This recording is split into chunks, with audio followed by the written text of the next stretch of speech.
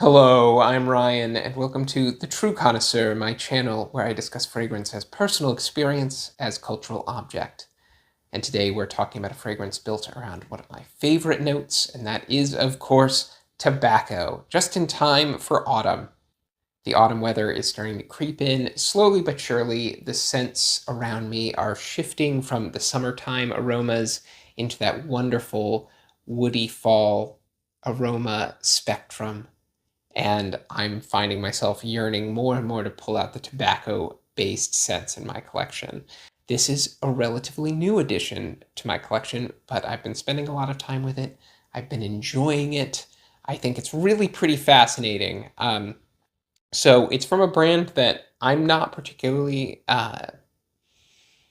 familiar with. I would love to sample more on the basis of my experience with this one, but this is Angelos Olfactives Tabac Libre. Um, Tabac Libre is one of a number of releases from this house. House is perhaps a pretentious word for what is an independent brand. Um, and this particular theme, tobacco scent, is really built around tobacco absolute. That's what the perfumer's own explanation states on the official site, and you really get that front and center here. This is a tobacco lover's tobacco. And if you know anything about me, I'm a tobacco lover. I love my tobacco to be a proper tobacco, and this is certainly that. This reminds me almost a little bit of the very wonderful Lost in Time by Clandestine Laboratories, which I've talked about on this channel before. That wonderfully smoky raw tobacco, which is mixed with cedar there. Here, this is a less direct fragrance than that. There's a lot of complexity in Tabac Libre, but it is always, from the start to the finish, centered around the experience of tobacco. Um, when it opens at first, it's a little boozy and fruity. There is a plum note cited in the pyramid. There are some boozy notes here. Um, I would say I get the booziness right off the top. It is not a sweet booziness. This is not a sweet fragrance at all. The note pyramid does list tonka, but the tonka is really just kind of rounding some of the sharp edges out here in the background. There is nothing sweet about this. This is very dry. This is very woody. It's very vegetal. There's a mushroom note cited in the official note pyramid, and while I wouldn't say that was exactly where my mind went when I was wearing this perfume, once you kind of have that mental association with it, you kind of can start to pick up that through line a little bit there. There's a delightful, full-bodied woodiness and earthiness in Tabac Libre. Um, the center is that gorgeous tobacco absolute. It's just rounded out and expanded in such a wonderful way. There's the hay dimensions of it, that wonderful raw, earthy tobacco expression of it. I would say this feels somewhat unprocessed to me in terms of tobacco. This doesn't feel like a cured cigar or a refined pipe tobacco. This feels like a harvest time tobacco. This is really an outdoorsy sort of tobacco, with wonderful vegetal green tones spread throughout. That mushroominess is definitely there. Picking up facets of woody tones too. I mean, my nose detects something that it starts to identify as cedar. It's not a heavy part of the fragrance, but it's definitely there. Cedar is a natural companion to tobacco. I mean, it shows up in a lot of fragrances that are balancing it. Um, Immortelle is definitely here, and it's the closest thing that I think is really in this fragrance to a sweetener, but it's a dry Immortelle. Um, it gives it a wonderful shimmer, but without adding sweetness. This, it's hard to compare this to anything in particular, because even comparing it as I did to Lost in Time, which hasn't been that widely smelled by any of you out there since it's a fairly rare, indie perfume fragrance.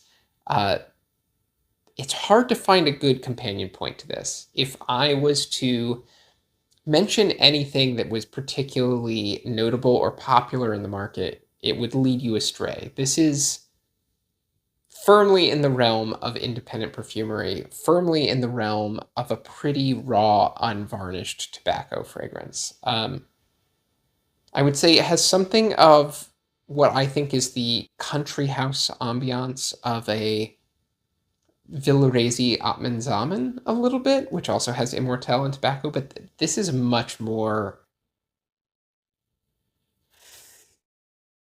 earthy and outdoorsy. There's a soil component to this.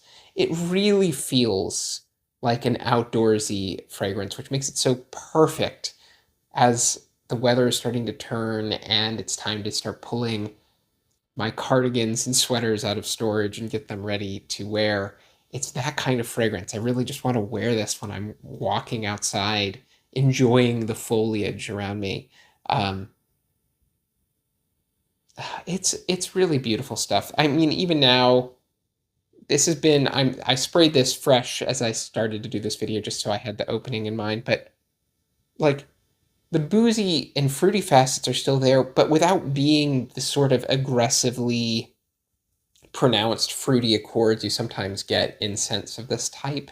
This just really doesn't feel gourmand in that way. It's more like it more goes right hand in hand with that the earthy vegetal notes. Like it's a kind of earthy vegetal fruitiness underpinning what would be a really bracingly dry hay-like tobacco accord. I just have to say, exceptionally well done. This is indie perfume done very, very well. With that sort of kind of raw, rustic, unabashed approach that indie perfume can sometimes have. This is a very polished and balanced composition, in my opinion, but it does leave in sharp edges of some of the raw materials at play here. This is not trying to sand down all the sharp edges that tobacco absolute or and other supplementary notes have. This is really wonderfully smoky, woody stuff. And I think if you're the kind of person who shares my taste in perfume, this will be something you will be more than happy to sample and probably enjoy yourself. So give it a look.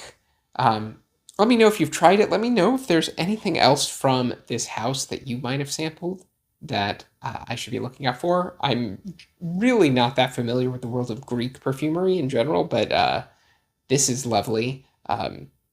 This comes from a bit of cross Greek and Parisian heritage because the perfumer was trained and practiced in France. So there's a bit of cross-national heritage there, as there usually is in the perfume industry. I mean, all roads lead back to France in the perfume industry to one extent or another.